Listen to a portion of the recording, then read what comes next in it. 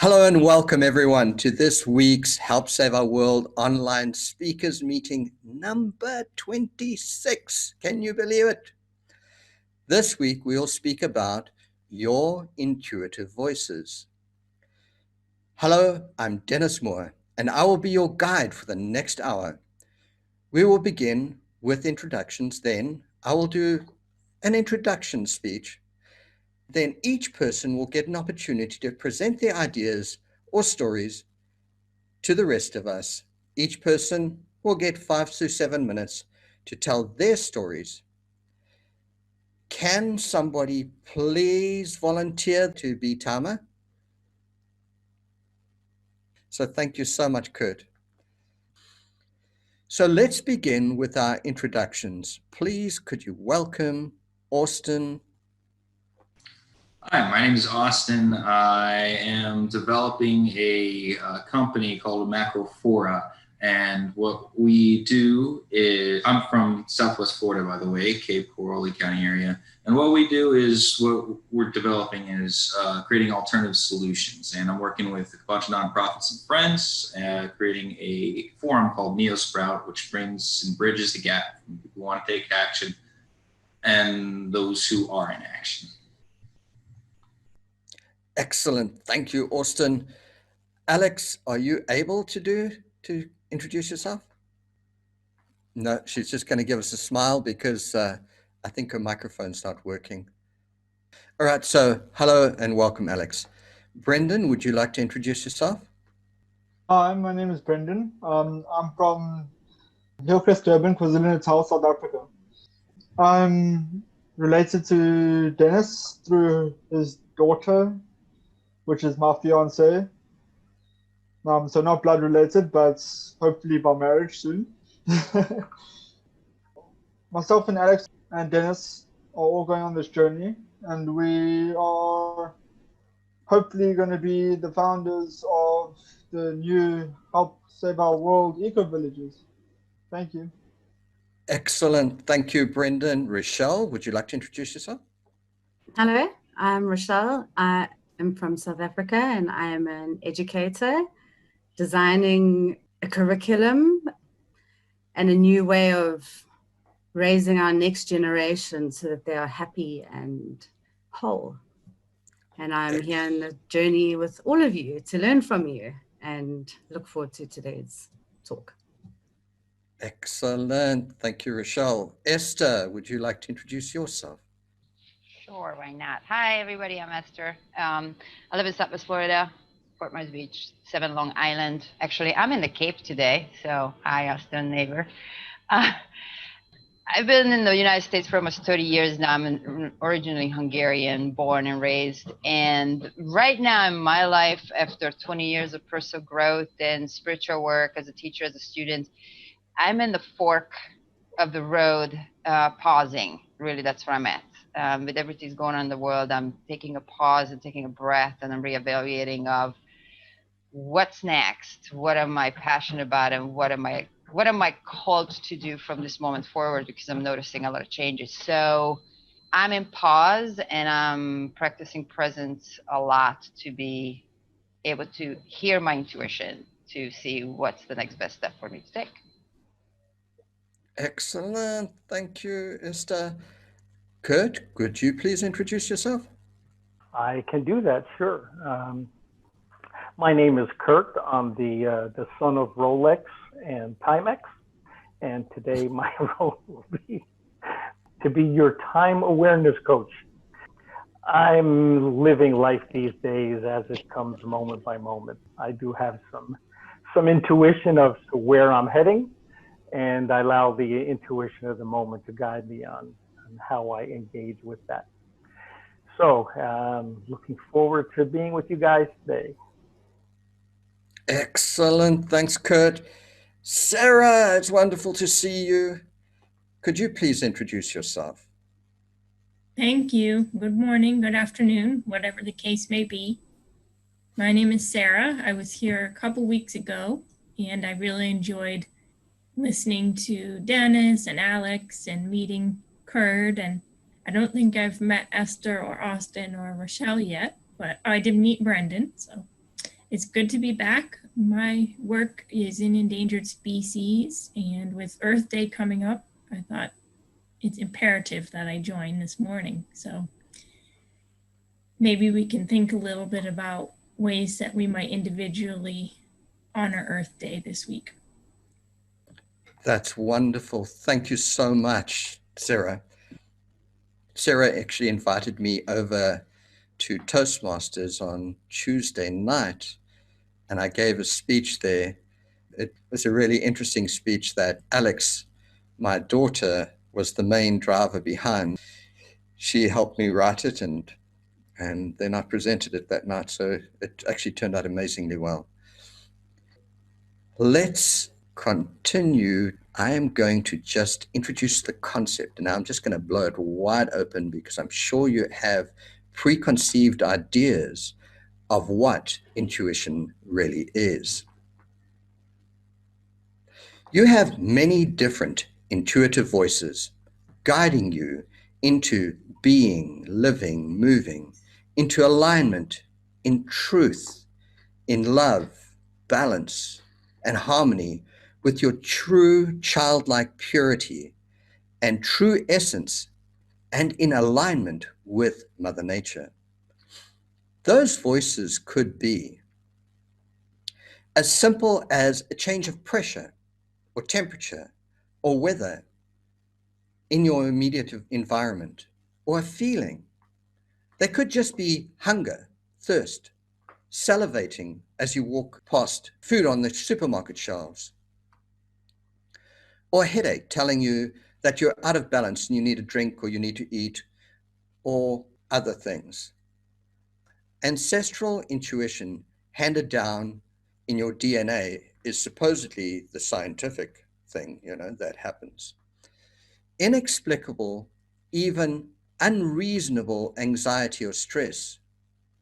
Those voices could be a knowingness of what is right and wrong, safe or dangerous, which is there to protect you.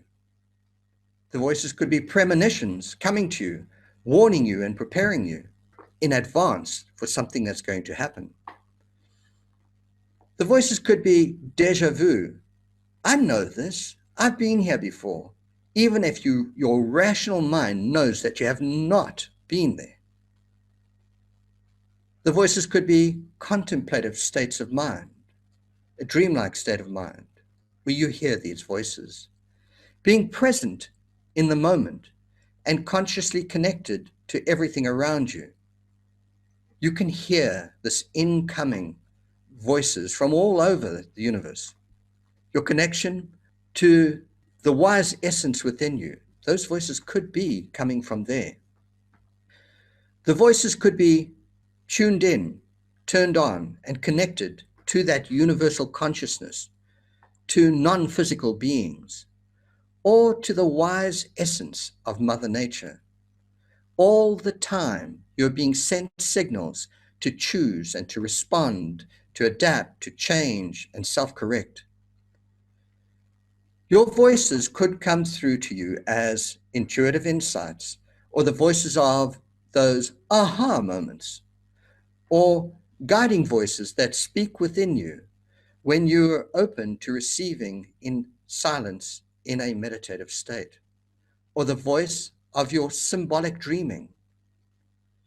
They could be the voices of your ancestors and guides, your ancestral family, or your loved ones who have passed on, or your specialist guides. They could be the voices of truth and natural wisdom of nature and the universe. They could be the voices of the voiceless ones all around you, the animals that are suffering, the insects and the worms and all the life that's suffering in our planet right now are all crying out in pain and anguish and suffering. The trees that are being chopped down in the forests, do you hear them? Do you feel their pain and anguish? Do you have the awareness to really hear them and the empathy to feel their pain and suffering? And then do you have the moral compass to act on their behalf? They could be voices you hear when you're speaking to the trees, I speak to the trees, I speak to plants, and I speak to the birds and the bees. They could be your voices within you, your essence, your need to live in truth and move in love, balance, and harmony with your true childlike essence. They could be even more extreme warning voices of Mother Nature, with her more and more extreme temperatures, tornadoes, hurricanes, and floods, and earthquakes, and volcanic eruptions, and tsunamis, disastrous trends, which, if we pay no mind to them, will lead to our ultimate demise. Those voices could be warnings not to do something, because that choice and that trajectory in particular will lead to a problem later on, which, if you ignore the warning and choose to do it anyway, you will pay the price for that choice later.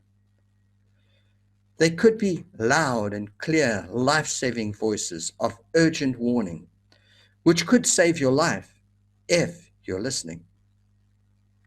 It could be a sense in your mind or gut or your heart. It could be a sense in any one of your energy centers of your chakras. I have a detailed explanation of that, but I'm not going to go there.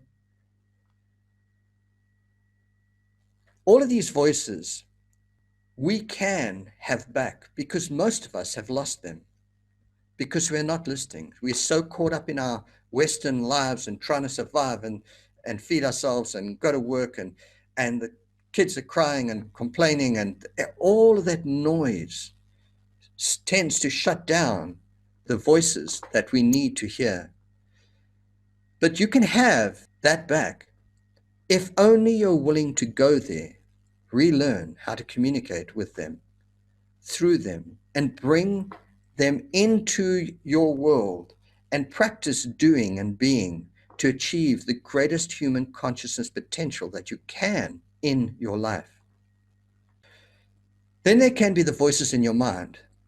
Your mind's voices could be a to-do list, your chores, your job, which is crowding out your mind and your thoughts and crowding your intuition out from being heard at all. Your mind's choice could be your cruel, inconsiderate, and silly monkey mind, always trying to be too clever, to make silly jokes at others' expense, not taking anything seriously, sitting on the fence, and not taking responsibility for your behavior. This is harmful to you, others, and your world. The mind's voices could be the good wolf and the bad wolf of Cherokee legend. An old Cherokee is teaching his grandson about life. A fight is going on inside me, he says to the boy. It's a terrible fight, and it's between two wolves. One is evil. He's angry. He's envious. It's sorrow. It's regret. It's greed. It's arrogance. It's self-pity. It's guilt. It's resentment. It's curiosity, lies, false pride, superiority, and ego. He continued, the other is good. He is joy, peace, love, hope, serenity, humility, kindness, benevolence, empathy, generosity, truth, compassion, and faith. The same fight is going on inside of you and inside every other person too. The grandson thought about it for a minute, and then he asked his grandfather, which wolf wins?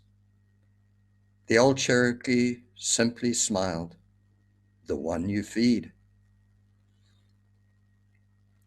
There are voices all around you. What are you tuning into? Are you listening? Are you hearing? And are you acting in accordance with those lessons and changing your way of life? Are you practicing being more awake, aware, consciously connected, and wise? Are you practicing being that being who is a result of what you are receiving and doing to become who you choose to be for others, nature, and the universe? What methods and techniques are you using to connect, to achieve altered states of consciousness? What are you doing to create more love, balance, and harmony with them? I have a lot more stories, and if we have time, I will go into them. But thank you, and let's invite our first speaker, Austin Felton. Oh, thank you for introducing me, Dennis. I woke up this morning in my routine, and in that meditation, I decided to sit. And I was discussing with, I think it was Rochelle the other day, about what I like to tell people about meditation. And before I even begin with the intuition talk, I just want to say that I believe everybody has the capability of having this intuition, but I think we've developed in such a way where it's really become a feminine art. So I cannot completely feel through like understanding how a woman can. I only can tell from a male's perspective. So I'm going to begin with that foundation. So I tell people this. Last time I told you, when hungry, eat, when tired, sleep. This is meditation. I can tell you what meditation is not what it is. You have to experience it. And I believe in the meditation is congruent with how intuition flows through you. If you're breathing, if you are living in the moment, in the now, and feeling through the processes, the intuition, the meditation, those guides that you have will reveal the way, so to speak. And what it is not sitting for hours or minutes in an uncomfortable position. It is not reciting mantras. It is not denying your thoughts. It's not accepting them. There is no way or steps to achieve enlightenment. It can take 5 minutes or it can take 5 years. I mean that. I sit to sit, and it is nice. This is an old monk mentality. And though you cannot describe it, the intuition reveals itself. In Mahayana Buddhism, they call it bodhicitta, the revealing of the way. How to generate bodhicitta? Well, you have to experience that yourself. So I kind of wanted to touch base on the space between the words, between conversation. Where does energy go? You speak. Whose turn is it next to speak? The intuition that you have to pick the next speaker. The space between the words. That is a raw, uncut definition to me of intuition. It tells you where to turn, where to flow. It's just more Taoist than Mahayana Buddhism, but the river is known of the way. The way is more a Tao term. And I explain it as we're all going on this river. It's life.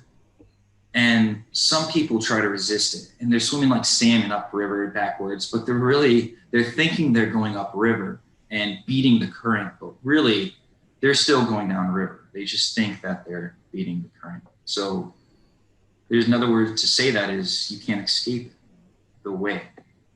So if we understand that and we come to realize our own power, our own self-knowledge, self-mastery, the intuition is knowing that you are in this river.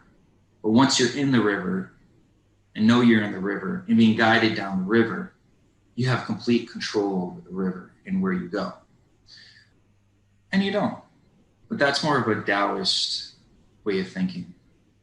Intuition flows. It is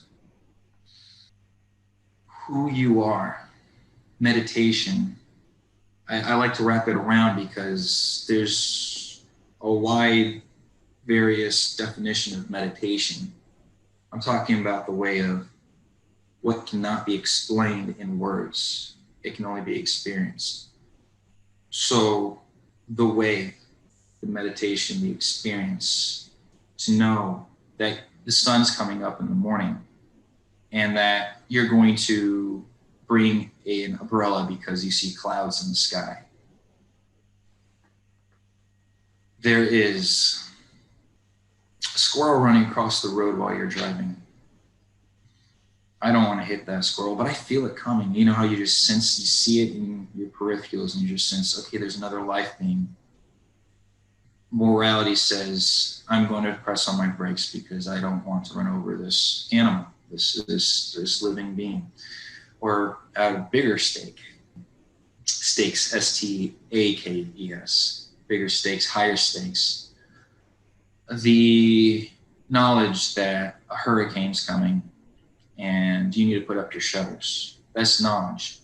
But to know that something might happen in a blink of an instant, your roof's falling in, you're going to act swiftly in your own natural instinct to get away from that roof collapsing. So I'm actually going to close on 6 because I really want to hear what all the women have to say about intuition, because I think they can teach it a lot better. The way I can explain it is you experience it and you listen. We have 2 ears and 1 mouth for a reason. Thank you. Thank you so much, Austin. That was great. And now let's go on to our next speaker. I think we're going to save the precious stuff for afterwards. We'll go for Kurt first. We'll go with the guys, and then we'll go with the woman who are going to give us the magic. So Kurt, could you please go ahead and give us your speech?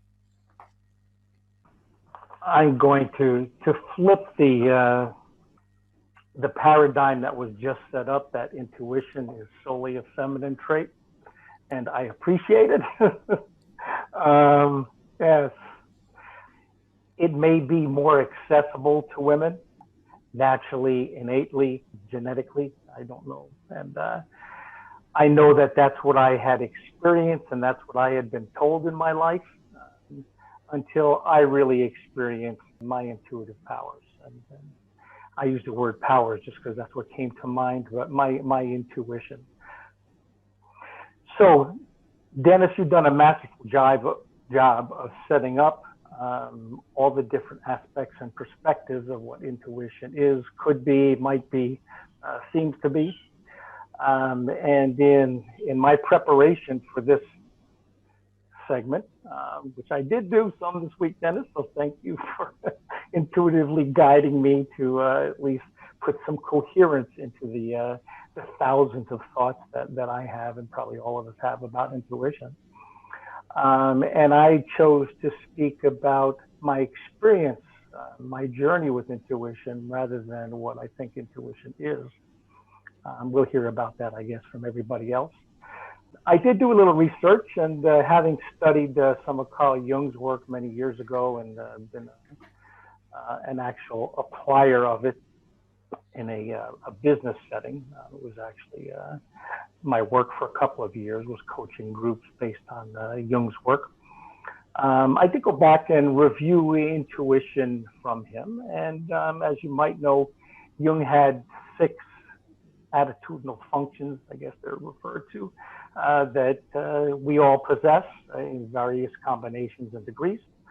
And so there's intuition, and then there's sensing.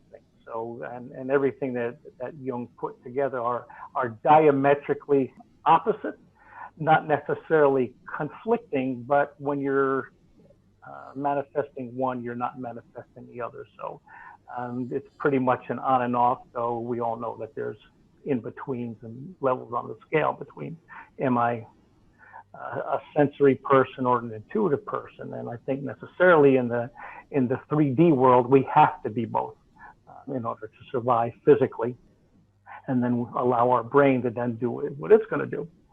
So there's also the introversion and extroversion that Jung talks to. And so if one is an introverted intuitive and one is an extroverted intuitive, we are on very different parts of the scale, even though we are both using intuition. So looking back on my life, which I'm prone to do at my advanced experience and enjoying it, and coming up with new meaning to what things that happened in my life and my experiences and even my interpretations now mean to me. And I'm pretty aware that as a child, I was an intuitive. I was certainly extroverted. Let me outside, let me be with people, let me connect and see what the world has to offer. And I was pretty much in the middle of sensory and intuition. I was, a decent athlete. Didn't break any bones. There were a couple of times where bones were broken on me, but that was a whole different story. So looking back on my childhood, I realized that I operated out of intuition a lot. I was an avid and easy learner. Learning was very simple for me. As a matter of fact, I didn't learn much, I knew stuff. And maybe that's why learning seemed easy, is because I already knew it. I didn't realize that that was intuition. I just felt, I don't know, that's just how I am. And in time, as we are acculturated and domesticated by the system that doesn't want you to operate from intuition, but from this is the knowledge base that you need to know. Being an extrovert, I listened, I took in their information, and I stopped paying attention to my innate native learning and my innate wisdom, and tried really hard to figure out how can I exist in this outside world. I say outside because I do get that intuition, not playing off the word in, but realizing that it comes from a source that's different than what the outside world brings us. Our intuition helps us impact and live in the world that we are in. It doesn't necessarily come from the outside, but the outside informs it. So as I looked at my journey in life, I realized that I squashed my intuition. Maybe it was just the being raised as a young man in the post-war era, where we get to produce the whole mindset of what being a man was in the 50s and 60s, quite different than it is right now. Now, whether we can take that as just a feminine masculine thing, or that's just what the society imposed on us. So over the years, intuition has kept me alive. It saved my life many times. It's shown up as synchronicities. It's shown up as awarenesses. It's shown up as a slap across my face, like, hey, I know we're back here, but you really need to pay attention. I don't get that my intuition gives me the truth. It doesn't give me the answer. It allows me to take a glimpse at what's available, what possibilities can happen here. And you might want to consider this one, Kurt, in this moment in time. So having a gut feeling has allowed me to say no a lot in my life. And thank you for that, because that's what saved my life many times. It's also had me not pay attention to it, because for many years, I tied in intuition and that gut feeling with something negative, and I should be saying no because it's a warning. Again, I think that might be the male aspect of survival and protection and all the other attributes that have been imposed on us. Now I certainly see it and I'm experiencing as, here's something you might want to look at. Here's a synchronicity. Here's some fun. Here's some joy that you can work towards. You don't necessarily have to take what's in front of you as the negative anymore and be frightened of it. Just be aware that you're at a choice point and you can now make a decision based on things you might not have thought of prior to this. So that's my 7 minutes and maybe into a couple of seconds beyond. So thank you for allowing me to share my experience in a small little glimpse. Thank you so much, Kurt. And I'm going to actually switch it up because I think there's just too much testosterone in the room. So let's go for Esther. It's your turn. Go ahead, please speak. Hello, everybody. I'm so glad Austin was first. So thank you, Austin. And I want to start by saying I want to take 100% responsibility for bringing that paradigm.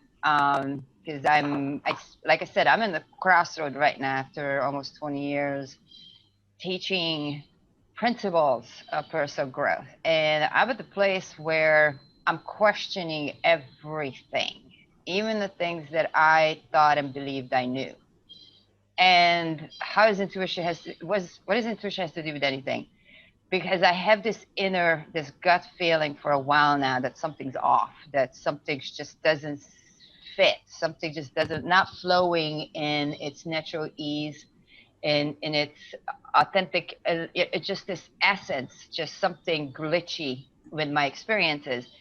And so for decades, I was listening to everyone outside of myself because I gave them that benefit of a doubt based on their expertise, based on their lane in the field, based on, whatever the label that the societal programming basically gave me, either through my culture, through my family, or through whatever educational system I went through.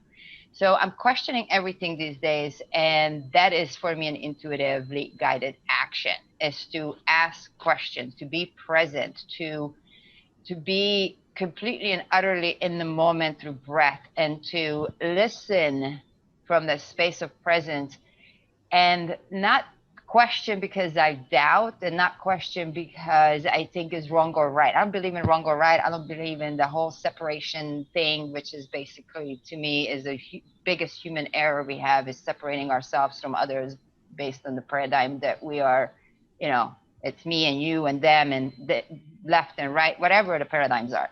So to me, intuition is simply the same topic we talked about last week: breathing and being present. Being present with my own infinite self, which is everyone. And I truly believe that everything's energy, and I truly believe that we are all one. And if we are all one, and if we are energy, and if I really truly believe that, then what else is there besides infinite guidance? Through everything that Dennis described, all of that, I see that as infinite guidance. Now, what do I do with that? It's totally up to me. I guess that's why we're blessed with free will. So I'm just going to tell you what happened to me last week. For me, it happened for me, which is like the moment that I realized that I just got to stop trying to figure things out, to the point where I'm driving myself insane and experiencing physical discomfort and anxiety and so on and so forth, which was a sign for me that I am in utter and complete stubborn resistance to what I'm being guided to. And who is guiding me? I'm guiding me. My infinite self is guiding me to open my eyes, to pause, to stop trying to create stuff, and stop trying to make things happen, and stop trying to figure crap out, and just be present. So I went out on the run, and I did a live video on this, and I'm a runner. So I went out to running. It was hot as heck. I woke up late. So I'm in Florida. And of course, my first thought, that when I fell into thought, that self-beat up, habitual thought, when I woke up realizing it's already after 8 o'clock, it's hot as heck, you're going to suffer. This was my conversation and mental dialogue. You did it again. You missed out on the opportunity, blah, blah, blah, blah, blah. In the same time with the programming running, I also noticed this subtle, calm, peaceful courage parallel running with the programming, which was like the first time ever I noticed both of them in the same time, in the same place within myself. So as I acknowledged that programming running, I also acknowledged that peace and calm and courage. And I kept taking intuitively guided actions towards what I preferred, which was going out and running, regardless of what my programming was telling me. It doesn't mean I ignored my programming. It doesn't mean I shamed it. It doesn't mean I decided that it's wrong. It was just being present with it and acknowledging it and embracing it, remembering if I'm everything and everything is one, that programming is also me. And if I'm going to deny it, shun it, judge it, or just push it aside, that means I'm doing that to part of me. So I just love that programming, and I listened, and I just embraced it, but didn't agree with it and didn't fight it. So I went out for a run. It was gorgeous, and the programming and everything was parallel with it, until one moment I just had this stop. And I stopped by a tree. I'm going to make this quick for the last minute and a half. This tree was just sitting there, and also, Fort Myers Beach, right in front of the library, is nothing but a big giant parking lot with some trees. And this tree was just sitting there, and I had this like inner, very calm guidance to touch the tree. So I touched the tree, and I was breathing. And I was aware of my programming. Oh my God, is anybody seeing you? Is this gonna be okay? Are you gonna get in trouble? Is anybody gonna say anything because of what's going on in the world? You shouldn't be doing things that, nah, nah, nah, nah. But I just kept breathing. Then I heard, take your shoes off. Programming running, you're gonna get in trouble. Drrr. I took my shoes off and I stood in the dirt, touching the tree, breathing. And then I heard, stop trying to convince people to wake up. You stay focused on being present and awake. And those who are ready to wake, they will follow within their free will. Just be, just love, and breathe. That's it. That was wonderful. Thank you, Esther. I must tell you about my journeys with the trees and with the plants. And oh my gosh, it's a wonderful, wonderful journey. So let's go on to Sarah. Thank you, Dennis. Largely, I'll focus on something I prepared for last week. But I really appreciated hearing up to now the perspective on intuition, because I think it's something that we don't necessarily look to define, and you helped us do that this morning, Dennis. It's not something I've really focused on. But as an example, I'll share an example with you and maybe why I think people don't listen to their intuition, and then talk about a few things that we may consider for Earth Day, what our intuition is telling us to do. Yesterday, I woke up early for a commitment I had made, and I had partially made it, but wasn't quite on the deciding line. Okay, do I join this event or do I sleep a little later?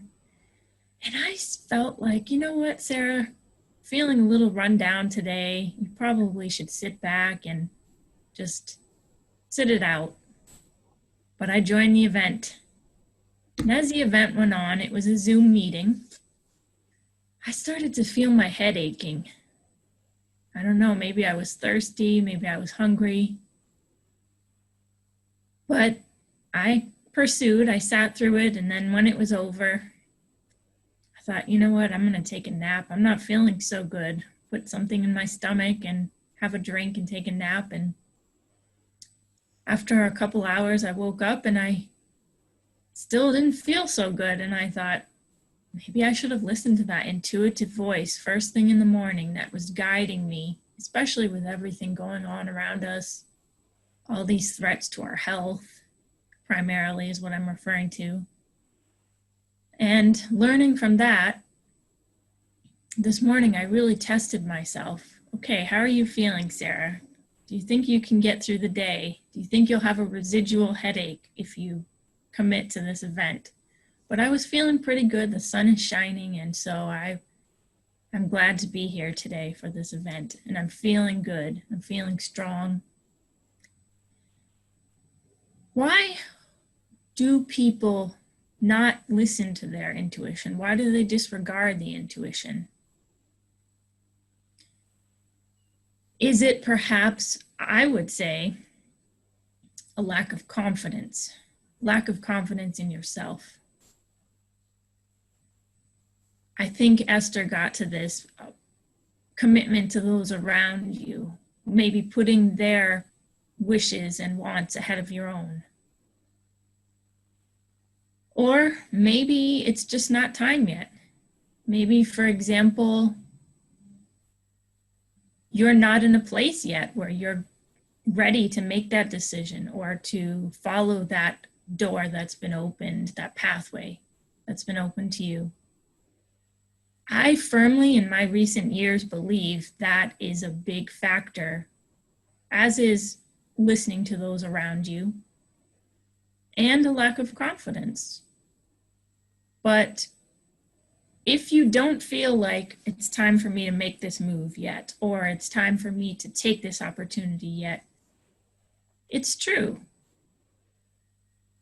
follow your path, and then your intuitive voices will continue to speak to you until the point where you can't ignore them anymore. And I think from my experience, that's when it's time to take action. Trust yourself, give yourself time.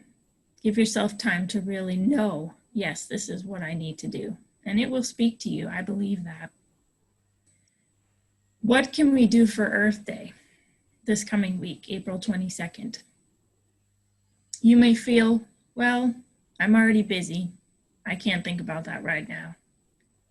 You may feel, I'm too old. I'm going to sit back and let others do something for Earth Day. Or you may feel, well, look at the situation we're in. Look at this environment we're in with people quarantining themselves and being forbidden to interact. What can I do for Earth Day? Maybe there's nothing at all I feel I can do. Here are a few ideas. First, perhaps your work is, and it sounds for many of you that it is, in saving the earth, in listening to your intuitive voice and taking action every day or every week. So that's good. Find satisfaction in that. Know that every day you're doing something to make the earth a better place, and you don't necessarily need to pick out April 22nd as a special action for yourself. If you feel that you're too old, well, I honestly believe no one's too old for anything unless you believe that yourself. For example, you can read a book, you can watch a video. I recently watched a video, Plastic Wars. It was on public television. It was an excellent video. I highly recommend it. You could just Google Plastic Wars plus pbs.org and learn a lot about plastics and our way of life and the, how do you say, the hoax of plastics all around us. That's how I'll say that. So feeling old, you're never too old for anything. Perhaps you feel in this environment of quarantine, you can't do anything. I believe, as Esther gave us a wonderful example, you can do something. You can use the sacred environment all around you to take a bike ride, to take a walk, to cherish and praise the nature around you without even interacting with others in person, if you don't need to, in this environment. So please listen to your intuitive voice. Disregard things that may be initial reactions, gut reactions, and think about what can you do? Or maybe you're already doing something and feel satisfied. Feel satisfied that you are doing what you can do and what you should be doing for Earth Day. Thank you so much, Sarah. That was wonderful. I like the way you wove the two concepts together. So with that, please welcome Brendan. Hi guys. I have two stories, one being a funny one being a not so amusing story about intuition. When I was younger, I used to have a dream that I was always getting hit by this rugby ball. And a couple of weeks went past, I didn't think anything of it. And after about 3, maybe 4 weeks, I was walking on the field one day at school, and a rugby ball legitimately hit me on the head. And I was like, okay, well, where did that come from? That was out of nowhere, you know? And it's just like little things like that that people take for granted that they could have prevented. And intuition is not always bad. There's some things that are good. Well, the one that I'm about to tell you now is sad. I used to be very close to my father. I had a lot of things in common with my father, and we used to spend a lot of time together. And he started getting very ill and having heart attack after heart attack after heart attack. But before the heart attacks, I would have a dream for about a week or two before the heart attack happens. And it was very, very, very terrifying dreams, nightmares, where my father's chest was being literally cut open by a saw. And about a week or two later, he would have a heart attack. And eventually I gripped the concept of what it actually was. It was like a warning ahead of time to get him to the hospital or get some help for him before it actually happens. And so the last two heart attacks he had was the same thing. I had the dream about it. And he refused to go to the hospital. So unfortunately, I couldn't do much about it, but I knew that that was why I was having the dream. And then, of course, he had a heart attack and passed away eventually. So intuition can be a very powerful thing. And it can also help you in life as well as guide you on the right path. And I think that's all I've got to say about it. Thank you. Excellent. Thank you so much, Brendan, for such a personal story. That's incredible. Next, Rochelle. Hello, everyone. I am going to tell you what intuition is to me personally and what it is to me in teaching. As we've all been through life experiences, and as I get a chance to look back now, through my intuition, I've actually learned to forgive myself and realize that intuition was desperately trying to get in touch with me when I was younger. And we often just write it off as silly fears or something, and we ignore it. And if you had listened, you realize you would have saved yourself a lot of pain and suffering in the process. But, I'm very grateful looking back now that, you can forgive yourself and say sorry to the person that you realize that you were quite hard on. And being in a situation now as a teacher, I can see with children today how quickly they are just disregarding their own intuition and writing off what they know to be true and real, just through a system of brainwashing like we all went through ourselves, like Kurt was saying, as we go through life, we are just taught to stop trusting our gut and told what to do. A funny thing about intuition, though, is that it doesn't care much for your ego. It doesn't care much for who you think you need to be or for the roles that you're playing in your everyday life. So it doesn't have any need to protect or defend your personality.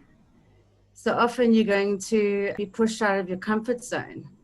I find that with my own intuition, that it often pushes me out of my comfort zone because I know that I'm putting myself into places that are not who I am.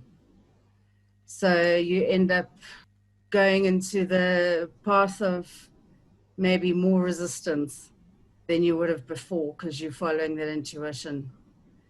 With regards to teaching, I feel that with our entire education system, our children have just completely lost everything that they knew from the start. If you just have a look in the South African context at our education system, we have 53% of our population live in poverty. 70% of that are children. You've got 45% of those children are exposed to abuse. All right, then we've got 11 official languages. All right, so our children have incredible language barriers. So they faced with these little small barriers every day of their lives in an education system that was imposed on them because what was originally true was taken away from our country when everything was colonized. So we've got this education system that has been imposed on our children that is now sending them off to assessment agencies and getting them medicated for problems, and learners being told that they're broken, and they are now being medicated because there's something wrong with them, where in actual fact it's society that is broken. And where my intuition plays part here is where I get these parents with these assessments where their children are below average intelligence, and I know it's all a lie. And I take them back to a curriculum where their indigenous knowledge is discovered, and there was never a problem in the first place. And I believe in this intuition to such an extent that I am studying an honors, in my honors, I am taking down these assessment agencies and the assessments they do on these learners, and proving how damaging these assessments are and the systems that are being used in our education system today. So I don't know if it is my intuition that does this, but I feel that it is, because I do stand alone as an educator. I don't have many that follow me. I don't teach in mainstream structures. I never have, besides when I was a student. And that's why I have my own school, because I'm not accepted by many other mainstream teachers. So I think my intuition does guide me here. And it's almost like hearing the voices of these children that need to be heard, and they need to be reminded who they are. I actually have this great video that I want you to watch. What I'll do is I'll post the link on the chat afterwards. My father created this video when he was still alive, and it explains intuition so beautifully. Intuition is definitely a feeling. It comes to me in voices. Sometimes it comes to me in dreams, but it's there, keeping me on my toes every day. Thank you.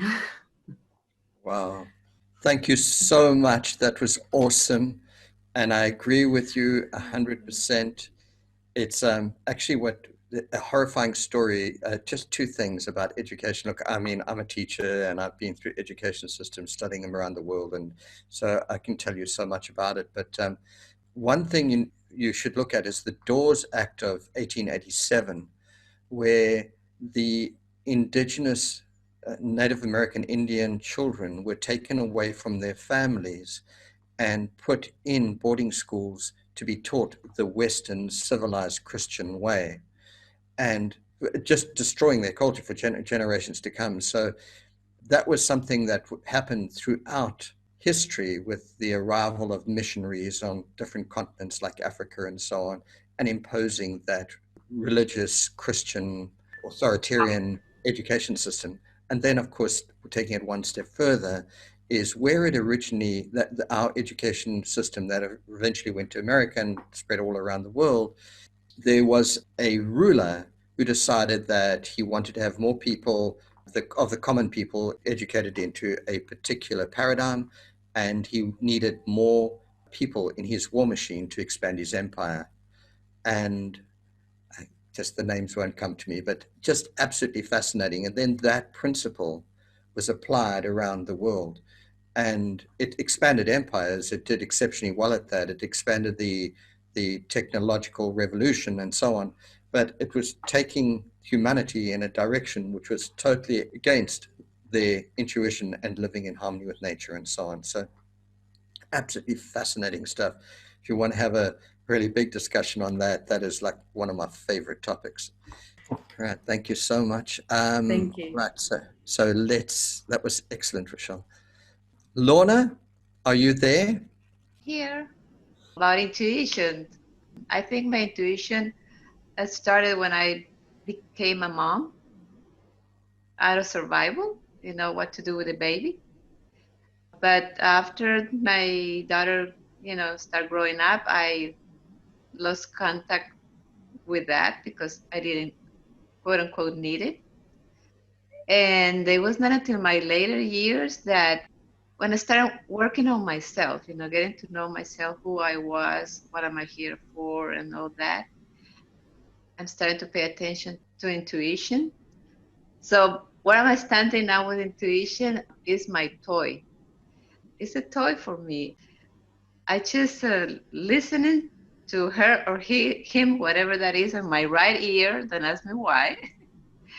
And what it takes for me to really focus is to be still, like for a second or two, and then I get what I supposed to listen, quote unquote, because it's just more of a feeling with the content.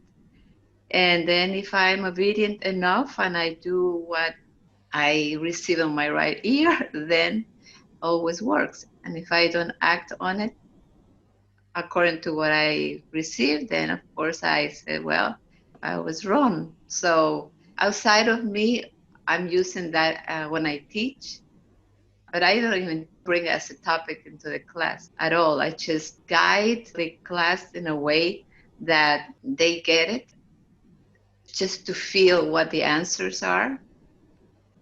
Somehow, like Michelle Thomas, which was a great instructor for languages, very new for me. And then I said, oh, wow, I would have loved to meet him, but he's passed away. So, yes, I live out of intuition. And I don't think it's a woman thing per se. I think it's for everybody because it takes us to really get to know yourself and own it. And then you are an automatic pilot. Time out. Excellent. Thank you so much. Okay. It's wonderful. We are now 5 minutes past the hour. If anybody would like, you're welcome to leave.